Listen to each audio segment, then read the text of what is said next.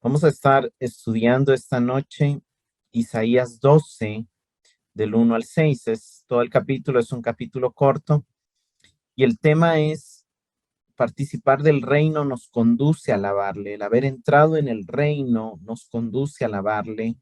El capítulo vemos salvación, vemos gozo, vemos proclamación y el capítulo obviamente es la continuación y está ligado al capítulo anterior, que es el capítulo del reino. El capítulo 11 empieza anunciándonos que aunque el tronco se ha cortado, Dios traerá un retoño, Dios traerá un renuevo, y ese renuevo que nacerá es el nuevo David, es el Mesías, y sobre él viene el Espíritu de Dios reposando y capacitándolo para construir un reino perfecto, un reino paradisíaco, un reino donde las maldiciones de la caída se han roto, donde hay armonía, donde hay unidad, donde y de ese reino él empieza a traer pueblos de todas las naciones, se levanta como un pendón y entonces empieza a atraer, pero como todavía muchas de esas personas que él quiere atraer están cautivas, se da un nuevo éxodo y él empieza a dar no solamente salvación, sino también victoria a aquellos que están entrando a formar parte de su reino. Eso fue lo que vimos en el capítulo 11. Voy a leer el capítulo 12 de Isaías. Dice, en aquel día dirás, cantaré a ti, oh Jehová, pues aunque te enojaste contra mí, tu indignación se apartó y me has consolado. He aquí, Dios es salvación mía, confiaré y no temeré, porque mi fortaleza y mi canción es Jehová, quien ha sido salvación para mí. Sacaréis con gozo aguas de las fuentes de salvación y diréis en aquel día, cantad a Jehová, aclamad su nombre, haced célebres en los pueblos sus obras, recordad que su nombre es engrandecido. Cantad salmos a Jehová porque ha hecho cosas magníficas. Sea sabido esto por toda la tierra. Regocíjate y canta, oh moradora de Sión, porque grande es en medio de ti el Santo de Israel. Obviamente el capítulo está primariamente conectado al capítulo 11, al contexto inmediato, al establecimiento del reino del Mesías, al disfrute del reino del Mesías, al nuevo éxodo que está sucediendo de todas las naciones, abriendo camino para que más gente llegue al reino del Mesías, porque están empezando a ver la cruz, están empezando a ver la bandera de salvación, el pendón de un reino de paz, de un reino de justicia, y entonces están siendo atraídos. Y, pero sin embargo, este pasaje, este capítulo de Isaías está no solamente conectado al capítulo 11, sino también está conectado al capítulo 6. En el capítulo 6, Isaías tuvo una visión de la santidad de Dios. Al ver la santidad de Dios, su pecado quedó expuesto él como pecador, pero quedó expuesta su comunidad también como un pueblo de labios inmundos. Y entonces aquí vuelve a retomar y en ese momento, en el capítulo 6, Dios por su gracia envió un ángel, un serafín, que tomó un carbón, que tocó sus labios y su pecado fue perdonado, su maldad fue purificada y él fue comisionado para hablar la palabra de Dios. Aquí vemos en este capítulo los primeros dos versos, todo el lenguaje singular y los siguientes cuatro versos es un lenguaje plural. Entonces vemos cómo hay una relación entre el individuo y la comunidad, la misma relación que quedó abierta en el capítulo 6, donde solo se resolvió la situación del individuo y no se había resuelto la situación de la comunidad. Vemos como en el capítulo 9 y en el capítulo 11 se está resolviendo la situación de la comunidad, y aquí entonces tanto el individuo como la comunidad están entrando a disfrutar del reino del Mesías, y eso está generando en ellos alegría, salvación, gozo y al mismo tiempo la necesidad de proclamar las obras de Dios. Entonces, claramente vemos esa relación en el contexto con el capítulo 11 y con el capítulo 6. Cuando la santidad de Dios hizo que Isaías fuera consciente de su pecado, al mismo tiempo sus ojos se abrieron a su pecado y a su comunidad pecadora.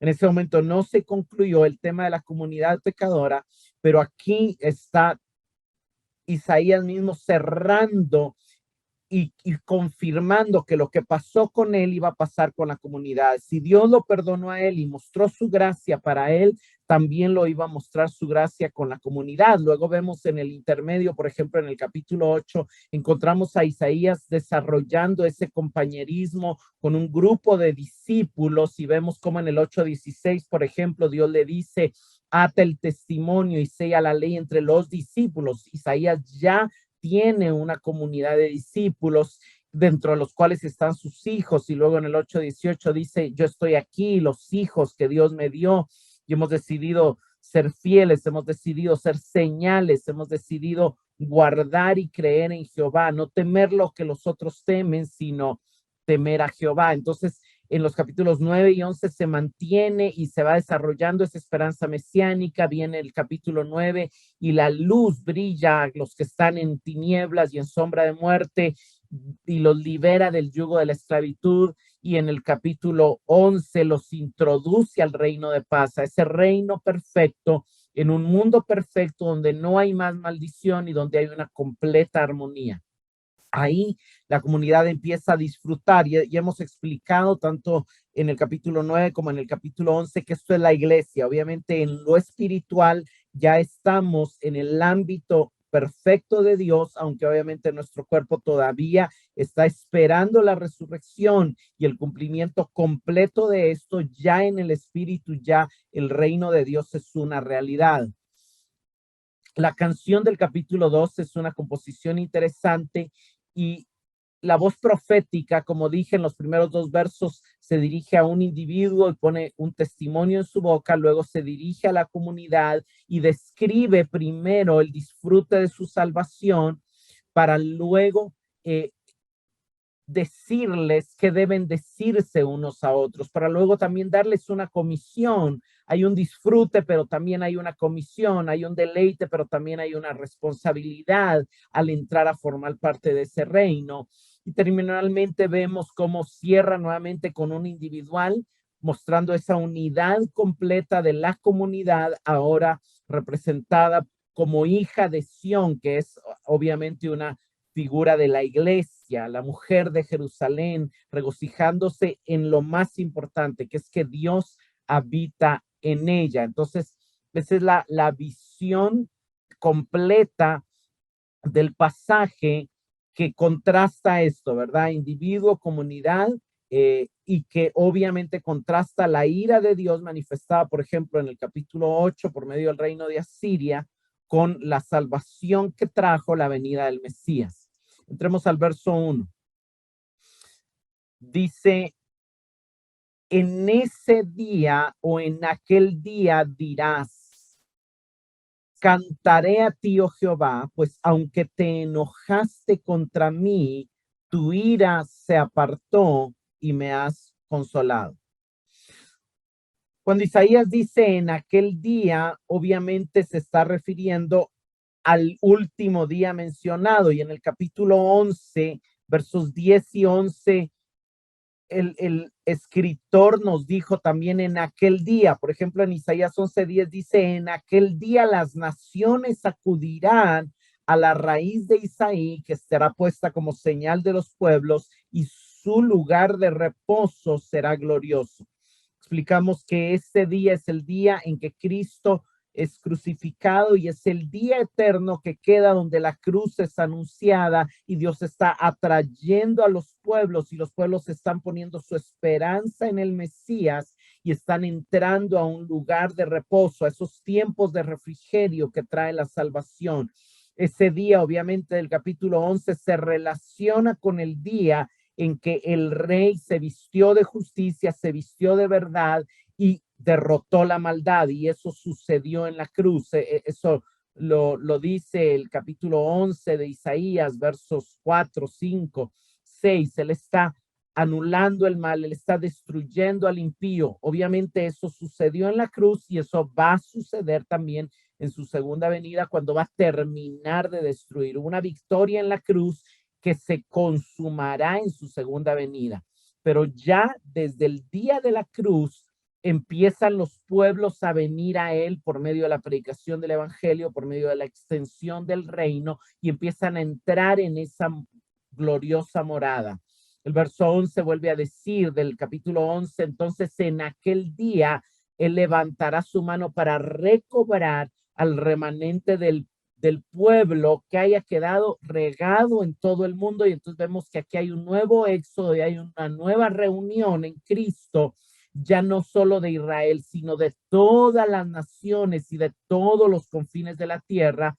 Y explicamos que estos 8 nombres que se mencionan en Isaías 11:11 son prácticamente lo que podrían llamarse los 8 ángulos de la tierra, ¿verdad? Que solo son 4, pero el Isaías es exhaustivo y dice aún el noreste, aún el noroeste, aún el sureste y aún el suroeste, más norte, sur, este y oeste, de todos estos lugares vendrán en aquel día. Dios los reunirá en Cristo y Dios nos ha reunido en Cristo, hermanos. Estamos unidos en Cristo. Somos hecho un pueblo nuevo en Cristo. De esto nos habla Efesios 2, la segunda parte.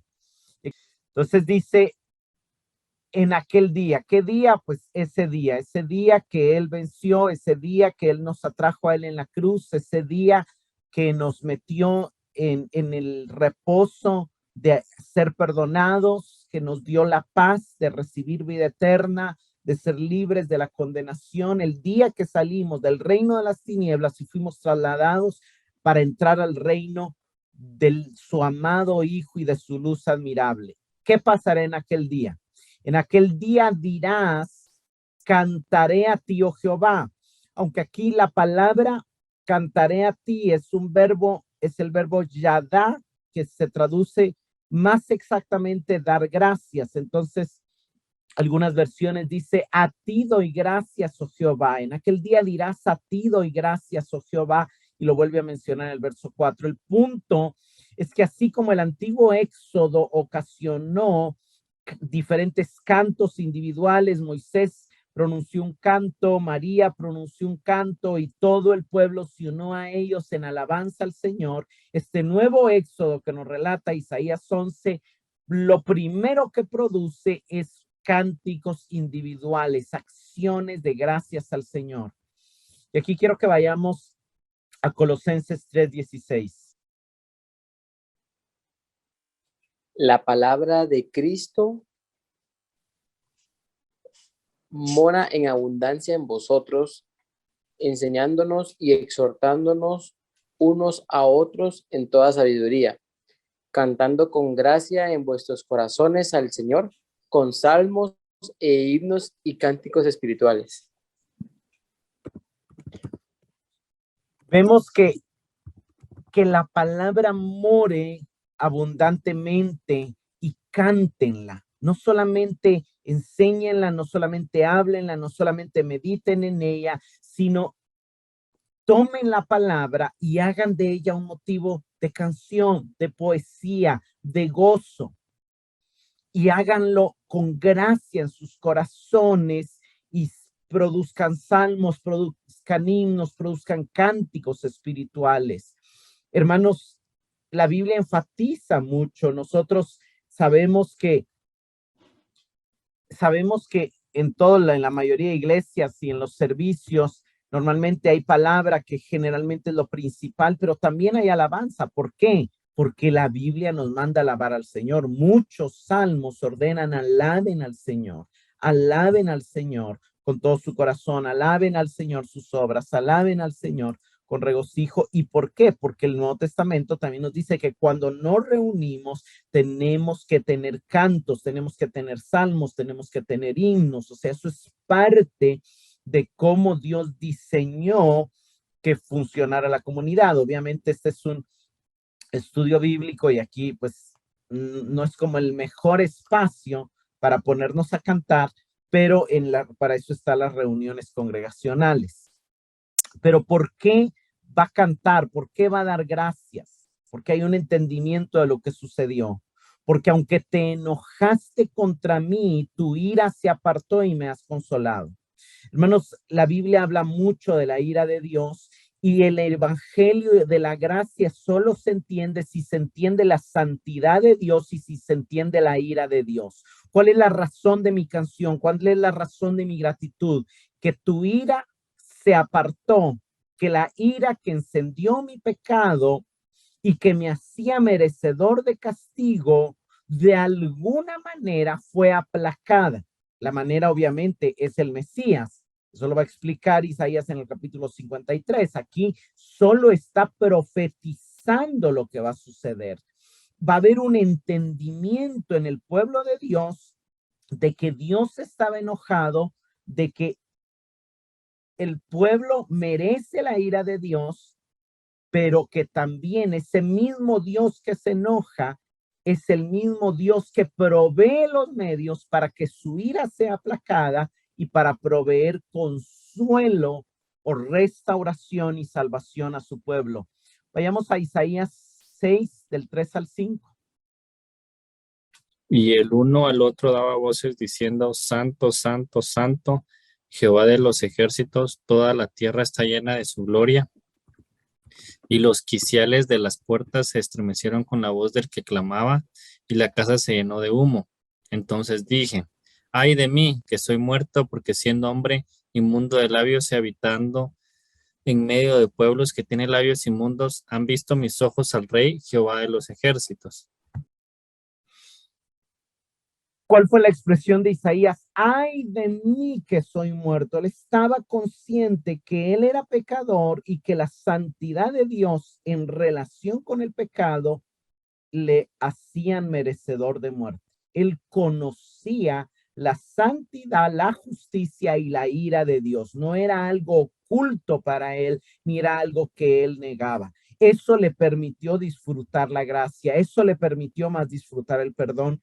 Y por eso es importante conocer la ira de Dios, para poder tener un mayor disfrute de la obra de Cristo. Vayamos al Salmo 7:11. Dios es juez justo y Dios está airado con el impío todos los días.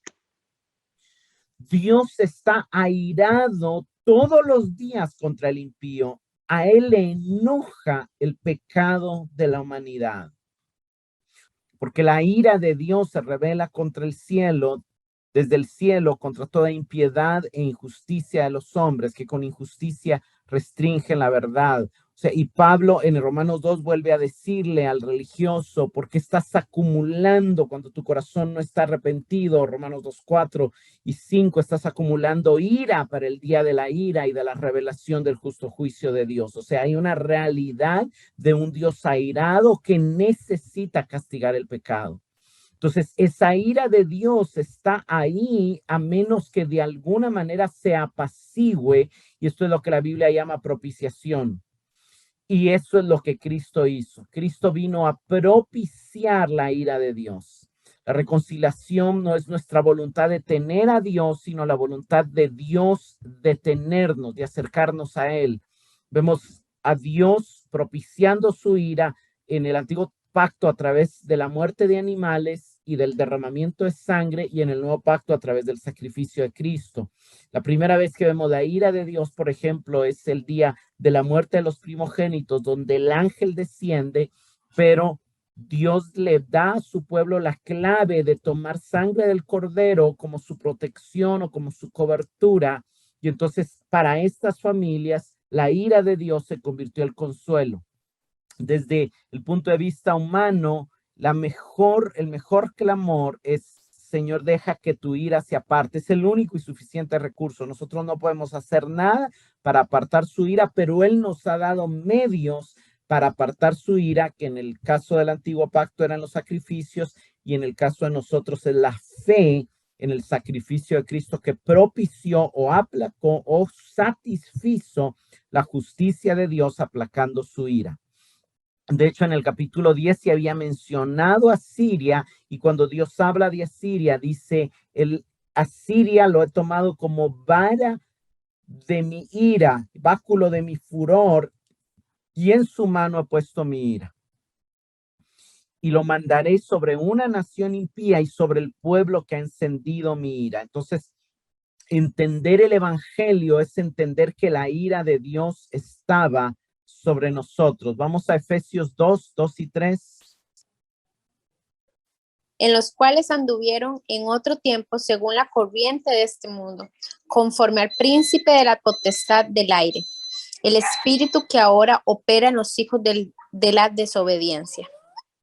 Entre ellos también todos nosotros en otro tiempo vivíamos en las pasiones de nuestra carne, satisfaciendo los deseos de la carne y de la mente, y éramos por naturaleza hijos de la ira, lo mismo que los demás. Éramos por naturaleza hijos de ira, lo que significa éramos por naturaleza merecedores de la ira de Dios. O sea, habíamos sido engendrados mereciendo su ira, y nuestra vida que obedecía al enemigo, al príncipe de la potestad del aire, hacía que encendiéramos más la ira de Dios. Lo hermoso es que si seguimos, Dios nos dio vida con Cristo, ¿verdad? Dios propició esa ira y la cambió en favor, y la cambió en gracia, y la cambió en misericordia. Vamos a Romanos 5, 9 y 10. Bendiciones. Pues mucho más, estando ya justificados en su sangre, por él seremos salvos de la ira.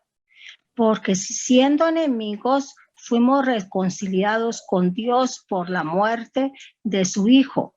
Mucho más, estando reconciliados, seremos salvos por su vida. Veamos el contraste y veamos la unión. Seremos salvos de la ira que merecíamos. Por el capítulo 1, el capítulo 2, el capítulo 3, Pablo enfatiza en Romanos que merecemos la ira de Dios. Merecemos la ira de Dios. La ira de Dios está sobre nosotros. Romanos 1, 18, Romanos 2, 4, Romanos 3, 23, o sea, la ira de Dios está sobre nosotros, pero en Romanos 4 y 5 viene la buena noticia, y en Romanos 5 dice, por cuanto su sangre nos justificó, seremos salvos de la ira que merecíamos. ¿Cuál es la razón de ser salvos de la ira que merecíamos? Su vida. Seremos salvos por su vida. Su vida cumplió la justicia de Dios. Su muerte propició la ira de Dios. Su vida y muerte nos reconciliaron con Dios. Entonces, Pablo está dejando muy claro que es por la obra de Cristo, quien propició la ira de Dios, que seremos salvos de la ira del Padre, porque él cargó con la ira de Dios en la cruz en nuestro lugar. Así que en lugar de recibir el castigo merecido por nuestro pecado, recibimos al Consolador como sello de nuestra redención. Vean lo que dice Isaías, las palabras que Isaías pone en nuestra boca. En aquel día dirás, a ti daré gracias, oh Jehová, porque aunque te enojaste con mucho contra mí, tu ira se apartó y me has consolado. Isaías está diciendo que nosotros al entrar en la salvación íbamos a decir, Señor, reconozco mi pecado, reconozco que mi pecado encendió tu ira, pero te doy gracias por la obra de Cristo que apartó tu ira, y te doy gracias por enviar a tu Espíritu que vino como consolador a entrar a mi vida, a sellar mi salvación, y en él tengo el consuelo que me ayuda en mis momentos de debilidad y que me consuela y me fortalece y me anima en medio de las dificultades que vienen a mí en este proceso de transformación en el cual continúo. Entonces, solo el verso 1 contiene el evangelio, solo el verso 1 del capítulo 12 contiene el evangelio, y es la parte fundamental del canto que celebra el reino de Dios. Entonces vemos cómo el reino del capítulo 11 se conecta con el evangelio. ¿Cómo lo entendieron? En el tiempo de Isaías, quizás se imaginaron que la ira se apartaba a través de sacrificios, pero como acababa de mencionar el Mesías, ahí se iba construyendo. Ahí por eso Cristo, cuando la gente no entendía, les dice, pero si en los profetas está escrito que era necesario que el Cristo muriese para que viniera la buena nueva. Entonces, obviamente, para Cristo esto estaba muy claro, pero la manera en que ellos lo entendieron les costó entenderlo claramente. Pero aquí lo vemos muy, muy claro, de una manera muy especial. El verso 2 dice, he aquí, Dios es mi salvación, confiaré y no temeré, porque mi fortaleza y mi canción es Jehová, quien ha sido salvación para mí. Este verso 2 es una declaración independiente y la verdad que abre y cierra el verso es Dios es mi salvación. Eso es bien, bien claro. Dios es mi salvación. Entonces vemos que Dios mismo es el autor y el consumador de nuestra salvación. Y en medio de esas declaraciones se encuentran 4 características de los salvados. Los salvados se caracterizan, los que alaban por la salvación se caracterizan por confianza, por ausencia de temor, por fortaleza y por canción. El verso empieza diciendo, he aquí, y el he aquí es como, pónganme atención, busca llamar la atención sobre esa maravilla de que el Dios airado es ahora el Salvador. ¿Cómo es eso posible? Solamente a través de ese plan perfecto que la Trinidad diseñó, donde uno de los miembros de la Trinidad estaba airado porque estaba poniendo en alto la justicia y el otro de los miembros de la Trinidad estaba actuando como salvador, también poniendo en alto la justicia, pero ofreciéndose a sí mismo como pago para aplacar esa ira. Eso es algo sumamente maravilloso y obviamente ya en el capítulo 6, el mismo Dios que constituye una amenaza para Isaías es el mismo Dios que envía a un serafín a tomar el fuego del altar de un sacrificio que no se nos dice quién es, pero de un sacrificio que Dios proveyó y de ese altar donde hubo un sacrificio llega purificación y llega perdón a la vida de Isaías en Isaías 6 y 7. Esto no lo vamos a leer, pero usted puede verlo ahí, ¿verdad? Isaías muestra como de un carbón encendido tomado del altar, y el altar hace referencia a sacrificio. El serafín tocó su boca y le dijo, esto ha tocado tus labios, tu iniquidad ha sido quitada y tu pecado ha sido perdonado. Entonces, el mismo Dios airado es nuestra salvación, es el que efectúa la salvación, la efectúa a través de un sacrificio y la efectúa a través de fuego, pero él mismo quita, remueve lo que nos separa de él y lo que enciende su ira. Esto es maravilloso, hermanos, y esto tiene que producir canción en nosotros. Pero vean qué es lo que produce este entendimiento de que el Dios airado se pasa a ser el Dios de nuestra salvación. Confiaré y no temeré, porque mi fortaleza y mi canción es Jehová. Hermanos, la confianza y el no tener miedo, así como la fortaleza y la canción, son las marcas del grupo creyente. De hecho, las vimos en Isaías 8, del 9 al 18. Obviamente no lo vamos a leer, pero en Isaías 8, del 10 al 14, vemos que hay un grupo llamando a Emmanuel y confesando, Dios está con nosotros, y a ese grupo Dios le dice, no teman a lo que ellos temen. Ese grupo está diciendo, sea Dios nuestro temor. Ese grupo está diciendo en el 8:17, en él confiaré, en él esperaré. Ese grupo está diciendo en el 8:18, estamos por señales, por prodigios de Israel, estamos anunciando. Entonces vemos en ese grupo la confianza en Dios, vemos que están esperando y confiando en Jehová, vemos que no están temiendo a Siria, vemos que no tienen miedo de lo que el resto de la gente tiene miedo, porque ellos temen a Jehová. Vemos en ese grupo fortaleza, porque la confianza, la fe les hace fortalecer en Jehová, su confianza está en Dios. Entonces, Él es su temor y Él viene a ser un santuario, viene a ser un lugar de protección para ellos, donde están seguros en Él y también están cantando, están anunciando. Entonces, vemos que realmente, hermanos, estas son cosas que nos deben de caracterizar a nosotros. La confianza, obviamente aquí se refiere a la fe. El confiar es creer. Y en el 7:9 acá le dijeron, si no confiares, si no creyeres, no permaneceréis. Realmente la confianza es algo que está basado en el hecho de que Dios es nuestra canción, Dios es nuestra salvación. Algo interesante es que ya Jehová duplica el nombre de Jehová, y esto es una referencia al canto de Moisés en Éxodo 15:12, donde vemos a Moisés cantando esto. No sé si, porque confiaré en él. Veamos Éxodo 15:2. El Señor es mi fuerza y mi canción. Él me ha dado la victoria. Él es mi Dios y lo alabaré. Es el Dios de mi Padre y lo exaltaré.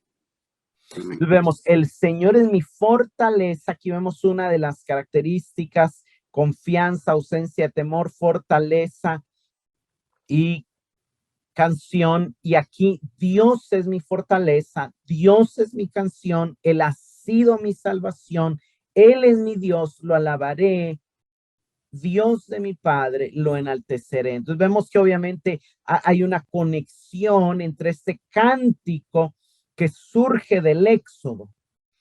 Moisés eleva esta canción celebrando la salida de Egipto, e Isaías toma esta canción y hace una alusión a ella, mostrando que pues si hemos salido del reino de las tinieblas, si hemos salido del mundo, entonces Dios quiere ser nuestra canción, nuestra fortaleza, nuestro cántico, y que lo alabemos y lo exaltemos.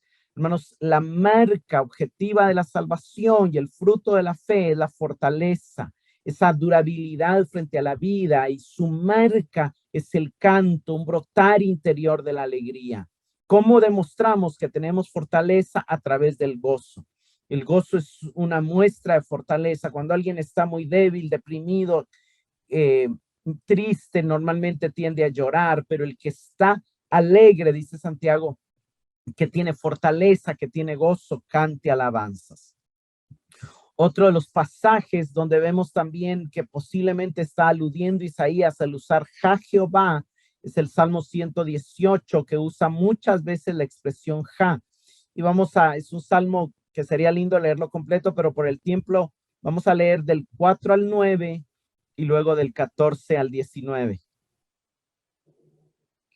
Digan ahora los que temen a Jehová, que para siempre es su misericordia. Desde la angustia invoqué a Jehová, y me respondió Jehová, poniéndome en lugar espacioso. Jehová está conmigo, no temeré. Lo que me pueda hacer el hombre, Jehová está conmigo, entre los que me ayudan. Por tanto, yo veré mi deseo en los que me aborrecen. Mejor es confiar en Jehová que confiar en el hombre. Mejor es confiar en Jehová que confiar en príncipes. Ahora saltémonos al 14, del 14 al 19. Mi fortaleza y mi cántico es Jehová, y él me ha sido por salvación. Voz de júbilo y de salvación hay en las tiendas de los justos. La diestra de Jehová hace proezas. La diestra de Jehová es sublime. La diestra de Jehová hace valentías. No moriré, sino que viviré y contaré las obras de Jehová. Me castigó gravemente Jehová, mas no me entregó a la muerte. Abridme las puertas de la justicia, entraré por ellas, alabaré a Jehová. Vemos este uso de Jehová, es el mismo uso en Isaías 12:2. Mi canción es Jehová, y posiblemente esté recordando este salmo que hace tantos usos de este Jehová, y es el mismo tema. Los que temen a Jehová, habla de los que temen a Jehová. El verso 6 dice, no temeré. El verso 8 y 9 hablan, mejor es confiar en Jehová. El verso 14 casi es una repetición, mi fortaleza y mi cántico es Jehová. Él es mi salvación, repite Éxodo 15 y también aquí repite este salmo. Isaías es posterior a estos pasajes ya existían en el tiempo de Isaías. Isaías está tomando esto y lo está llevando. Este es el tiempo en el que se va a cumplir, el tiempo del reino y que va a haber. Y vamos a ver que aquí este salmo también se repite en los siguientes versos. Por ejemplo, en el verso 3 dice, sacaréis con gozo agua de la fuente de salvación. Y esto es prácticamente aquí el profeta vuelve a hablar con su propia voz, pero cambia del individual al plural y incluye a toda la comunidad y muestra que aquí él ya está en compañía de todos los salvos y entonces ya no es una persona, es una comunidad. Y nuevamente repite el tema del agua que hace alusión al Éxodo.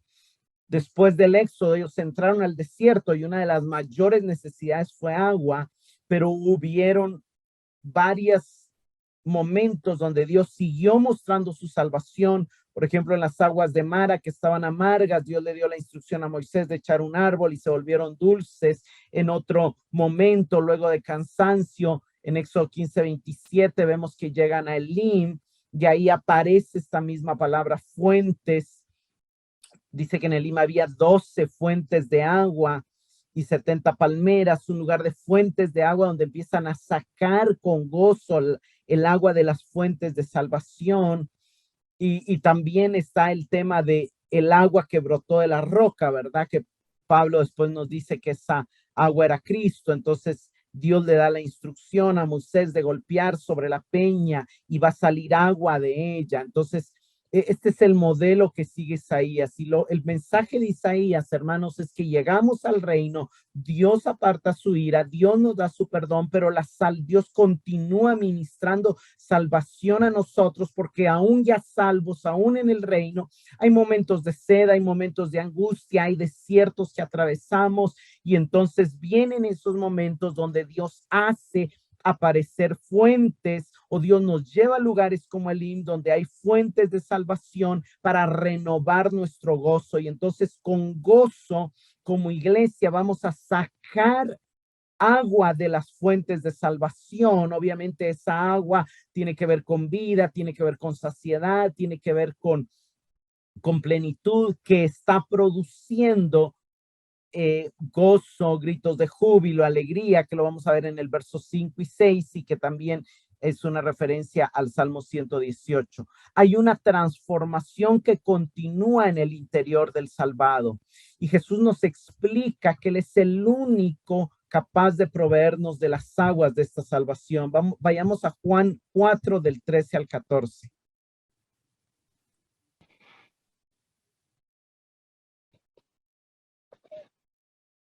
Y respondió Jesús y le dijo, cualquiera que bebiere de esta agua volverá a tener sed, mas el que bebiere del agua que yo le daré no tendrá sed jamás, sino que el agua que yo le daré será en él una fuente de agua que salte para vida eterna. Hay un agua que Cristo le ofrece a la mujer y le dice, si tomas de esta agua, y quiero explicar que cuando dice no volverá a tener sed, no quiere decir que nunca más tendrá sed, quiere decir que nunca más sufrirá una sed que no pueda saciar. Por supuesto que tomamos del agua de la vida y nos vuelve a dar sed, pero ahí hay agua para volver a tomar y para volver a tomar. Entonces, por eso Cristo explica, esta agua producirá una fuente de agua que brota para vida eterna. Hermanos, crecer en la salvación es crecer en el disfrute de la vida eterna.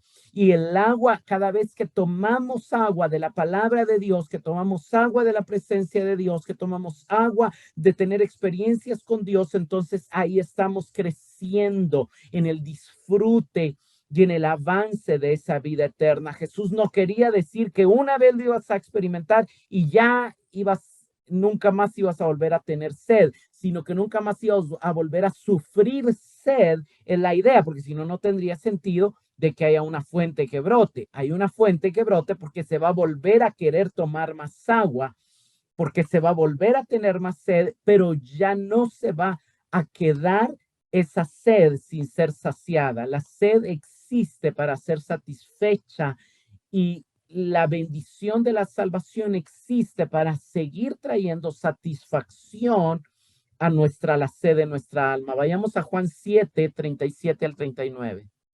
En el último y gran día de la fiesta, Jesús se puso en pie y alzó la voz diciendo: Si alguno tiene sed, venga a mí y beba. El que cree en mí, como dice la Escritura, de su interior correrán ríos de agua viva. Esto dijo del Espíritu que habían de recibir los que creyesen en él, pues aún no había venido el Espíritu Santo, porque Jesús no había sido aún glorificado. Es básicamente lo mismo que le está diciendo en Juan 4, solo que aquí nos explica que la fuente de donde van a brotar esos ríos de agua viva es el Espíritu Santo. Hermanos, es el orar según la palabra, son los momentos de oración, son los momentos de alabanza, son los momentos donde buscamos conectarnos con el Espíritu que mora en nosotros, donde buscamos entrar en esa relación, en esa comunión con Dios. Es a través de esos momentos donde la fuente se destapa y empieza a brotar el agua de vida que no está fuera de nosotros. No tenemos que ir al templo, no tenemos que ir a otro lugar, está tan cerca. Brotará de lo profundo de su ser, de su interior, se convertirá en él una fuente. Eso es impresionante, hermanos. Obviamente esa fuente no es que esté abierta y rebosando siempre. Necesitamos como acceder a esa fuente, y acceder a esa fuente es acceder a la realidad del Espíritu, a la comunión con el Espíritu, y la comunión con el Espíritu accedemos a través de la palabra, de la oración, de la comunión con otros creyentes, de momentos de oración y aún de conexiones como estas. Esos son esos momentos donde esa fuente se destapa y la sed empieza a ser saciada. Eso es algo maravilloso. Sigue diciendo el verso 4 de Isaías 12, y dirán ustedes en aquel día: den gracias a Jehová, invoquen su nombre, hagan célebres en los pueblos sus obras y recuerden que su nombre es engrandecido. Y entonces aquí pasa del deleite, del disfrute también a la responsabilidad. Vimos que Isaías en el capítulo 6 recibió el perdón e inmediatamente Dios pregunta: ¿quién irá? Y él dijo: heme aquí, envíame a mí. Y de la misma manera, aquí Isaías está mostrando que la comunidad también tiene una comisión, tienen que dar gracias a Dios, tienen que invocar su nombre, pero ahora tienen que anunciar sus obras a los pueblos, tienen que testificar a los pueblos de lo que él ha hecho y buscar glorificar su nombre, que su nombre sea engrandecido. Lo primero que dice prácticamente son 4 instrucciones que vemos en el verso 4. La primera instrucción es: den gracias, ya lo habíamos leído en Colosenses 3:16, vimos que había que cantar, y en el 17 dice: dando gracias al Padre por medio de él. Efesios 5:20 también nos dice: dando gracias a Dios por todo. Primera Tesalonicenses 5:18 nos dice lo mismo, hermanos. La gratitud es una marca del pueblo de Dios, la gratitud constante al Padre por lo que él ha hecho por su pueblo en Cristo y a través de Cristo debe marcar y debe distinguir nuestra vida. Pero en segundo lugar vemos que habla de invocar su nombre, invoquen su nombre. Y aquí vemos que una de las características o una de las cosas que distingue a la comunidad de creyentes es invocar su nombre. Invocar su nombre es invocar la conexión con ese Dios que se ha revelado a través de sus nombres, ¿verdad? Entonces, vemos que a la comunidad inicial de creyentes se les conocía como los que invocan su nombre. Vayamos a Hechos 9, 13 y 14. Pero Ananías respondió: Señor, he oído de muchos acerca de este hombre, cuánto mal ha hecho a tus santos en Jerusalén. Y aquí tiene autoridad de los principales sacerdotes para prender a todos los que invocan tu nombre. Pero el Señor le dijo: solamente vemos ¿Cómo se refiere él a la comunidad de creyentes? ¿Cómo se refiere él a la nueva religión? Los que invocan tu nombre. ¿A quién estaba persiguiendo Saulo? A los que invocaban el nombre de Cristo. Él le ora al Señor Jesucristo y le dice, Señor, somos los que invocamos tu nombre. Vayamos a 1 Corintios 1:2. Pablo, llamado a ser apóstol de Jesucristo por la voluntad de Dios, y el hermano Sóstenes, a la iglesia de Dios que está en Corinto, a los santificados en Cristo Jesús, llamados a ser santos con todos los que en cualquier lugar invocan el nombre de nuestro Señor Jesucristo, Señor de ellos y nuestro. Miren, hermanos, es interesante, pero llamados a ser santo con los que en cualquier parte del mundo invocan el nombre de nuestro Señor Jesucristo. La palabra invocación en nuestra cultura no es una palabra muy común para nuestro lenguaje creyente, pero es una palabra bíblica. Muchas veces, digamos, se habla de invocar, por ejemplo, espíritus inmundos. Sabemos que los brujos invocan a los muertos y cosas así, pero realmente, ¿qué es invocar? Es llamar, es pedirle a alguien que esté cerca. Y invocar es hablarle al Señor atrayendo su cercanía. Y invocamos el nombre cada vez que decimos, Dios mío, cada vez que decimos, Señor, guárdame, Señor, ayúdame, Señor, guíame. Cada vez que buscamos tener esa comunicación con Cristo, estamos invocando su nombre. Puede ser en nuestro interior, puede ser que otros nos escuchen, pero una de las cosas que dice Isaías 11:4 es, aquel día dirán ustedes, den gracias a Jehová, invoquen su nombre. Y vemos cómo en el Nuevo Testamento no es el nombre del Padre el que se invoca, sino el nombre de Cristo. Ahí seguramente hubo un choque para los judíos y por eso los empezaron a perseguir, porque ellos no invocaban el nombre Jehová, invocaban el nombre del Señor Jesucristo. Pero eso es lo que Pablo nos llama a hacer, a invocar el nombre del Señor Jesucristo. ¿Por qué? Porque Él es cercano a nosotros. Pero luego dice, hagan famosas sus obras. Y hermanos, esto es la obra de evangelismo que nos toca hacer. Alabamos a Dios contando sus obras cuando cantamos. Y si llega, yo he oído historias, ¿verdad? De personas que nunca han estado en una iglesia y llegan de repente y les parece extraño que toda la música tiene que ver con poner en alto lo que Dios ha hecho. Me salvaste, moriste por mí, el sangre. De hecho, cantamos mucho acerca de la sangre. Hay muchos cantos acerca de la sangre. Hay poder en la sangre, tu sangre que me limpia. Muchos cantos y alguien llega y si no tiene ningún contexto, que eso no ocurre en nuestras naciones, porque obviamente somos pueblos bastante cristianizados por la gracia de Dios, pero si viniera alguien musulmano de una tribu donde nunca ha oído nada, le sonaría raro realmente nuestras letras, pero aún nuestras letras es una manera evangelística, es una forma evangelística. Hay gente que ha sido impactada por una canción, pero no se puede quedar solamente ahí. También tenemos que contarle a la gente, o sea, la razón de mi felicidad, la razón de mi plenitud, la razón de que yo valoro más lo espiritual que lo eterno, es porque sé que Dios estaba enojado contra mí y envió a su hijo para propiciar la ira y para darme salvación. Entonces empiezo a hacer famosas sus obras. Él me transformó, Él me liberó, Él me dio paz aún en medio de circunstancias difíciles. Y hay muchos pasajes aquí que podríamos leer, ¿verdad? Muchísimos salmos dicen, canten alabanzas al Señor, dice el Salmo 9:11, proclamen sus proezas entre los pueblos. El Salmo 66:5 dice, venid y ved las obras de Jehová, admirables sus hechos a favor de los hombres. El Salmo 77:11 dice, me acordaré de las obras de Jehová. En el 12, reflexionaré y meditaré en sus hechos. En el 13, qué tan grande hay como nuestro Dios, que hace maravillas, que se da a conocer entre los pueblos. Entonces hay muchos pasajes que hablan de esta celebración de las obras de Dios, pero a nosotros la obra principal de la que Dios nos llama a testificar es de su muerte y resurrección.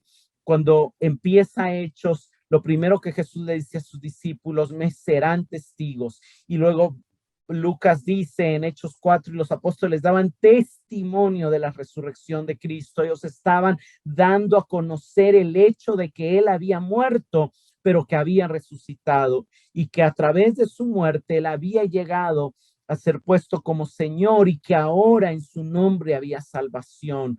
Dios llama a Pablo en el camino a Damasco y le dice, te he designado como ministro y testigo. ¿Para qué? Para que anuncies el evangelio, para que abras los ojos, para que se vuelvan de las tinieblas a la luz, para que anuncies por la fe en mí el perdón de pecados. Hermanos, necesitamos recordar que Dios nos ha llamado a ser obra de evangelistas y que parte de las consecuencias de nuestra salvación es contarle a otros de lo que Dios ha hecho en nosotros. Y la cuarta acción que el profeta nos invita a hacer es hagan recordar que su nombre es engrandecido o que su nombre es el único que merece la gloria de alguna manera, es el único que merece la exaltación. En el capítulo 2, Isaías nos había anunciado que la altivez del hombre será batida y que solo Jehová será exaltado en aquel día. Y aquí es parte de lo que nos toca hacer. Vayamos aquí a Hechos 5:31, Hechos 5:30 al 32, perdón.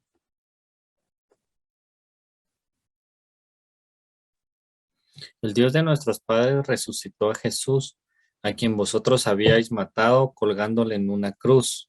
A este Dios exaltó a su diestra como príncipe y salvador para dar arrepentimiento a Israel y perdón de pecados.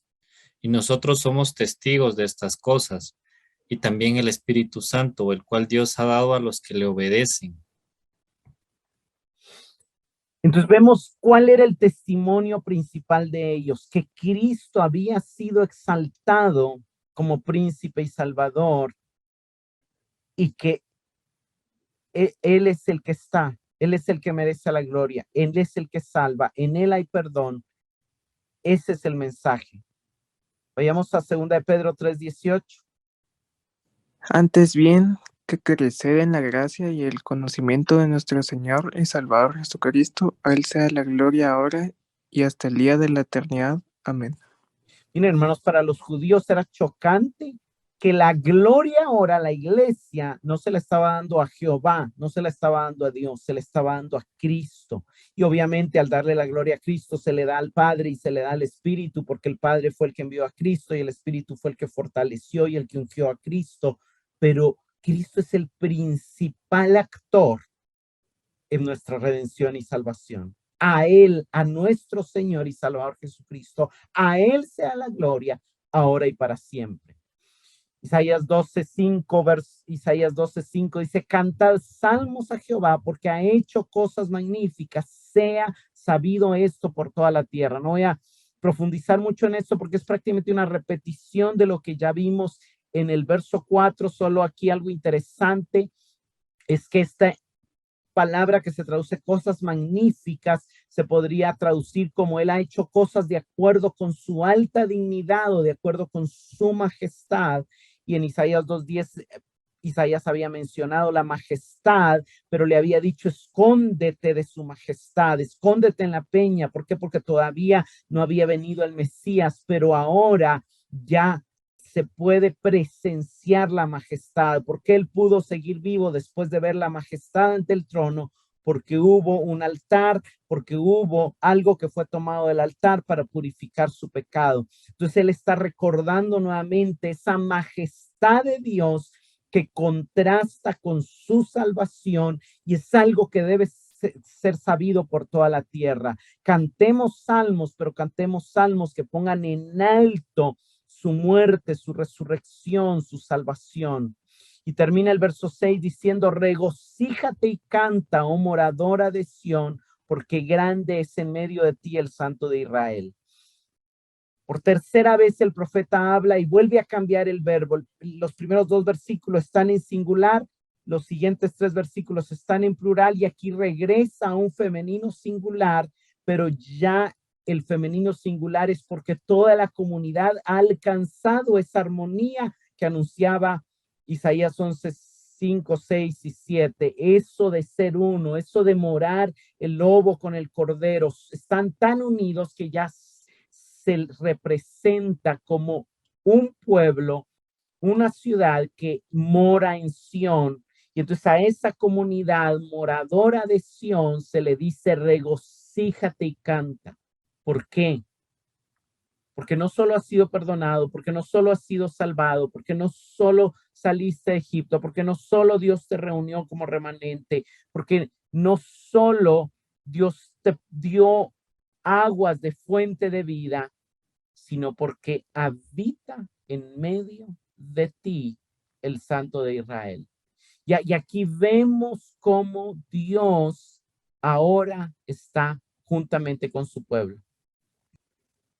Entonces, hay muchos pasajes, hermanos. Zacarías también llama, Zacarías 7, 10 y 11, dice, cántate, alégrate, hija de Sión, porque vendré a ti, viviré en medio de ti. Cuando llegue ese día, muchas naciones se unirán a mí, me serán ellas por pueblo, y en medio de ti habitaré. Sofonías 3, 14 y 15 dice, canta jubilosa, hija de Sión, da voces de júbilo, porque el Rey, el Señor, está en medio de ti. Ya no temerás ningún mal alguno. Grande es en medio de nosotros el Santo Israel, pero veamos cómo esto se cumple para nosotros. 2 Corintios 6, 16 al 18. ¿Y qué clase de unión puede haber entre el templo de Dios y los ídolos? Pues nosotros somos el templo del Dios viviente. Como dijo Dios, viviré en ellos y caminaré entre ellos. Yo seré su Dios y ellos serán mi pueblo. Por lo tanto, salgan de entre los incrédulos y apártense de ellos, dice el Señor. No toquen sus cosas inmundas y yo los recibiré a ustedes. Yo seré su padre y ustedes serán mis hijos e hijas, dice el Señor Todopoderoso. Lo que Pablo está diciendo aquí es que ya somos el templo de Dios. Dios habita en nosotros, pero para disfrutar de su comunión y de ese gozo que trae que Él habite en nosotros, tenemos que separarnos de aquello que nos separa de Dios. Tenemos que separarnos de las tinieblas, tenemos que separarnos de los ídolos, tenemos que separarnos del inmundo, y entonces vamos a disfrutar que Él habita en medio de nosotros. Juan 14, 23. Respondió Jesús y le dijo, el que me ama, mi palabra guardará, y mi Padre le amará, y vendremos a él y haremos morada en él. Dios ha venido a nosotros, pero vamos a disfrutar de su morada, de su habitación en nosotros en la medida que le amamos, en la medida que guardamos su palabra. ¿Por qué? Porque eso atrae que su presencia que ya habita en nosotros se manifieste aún más.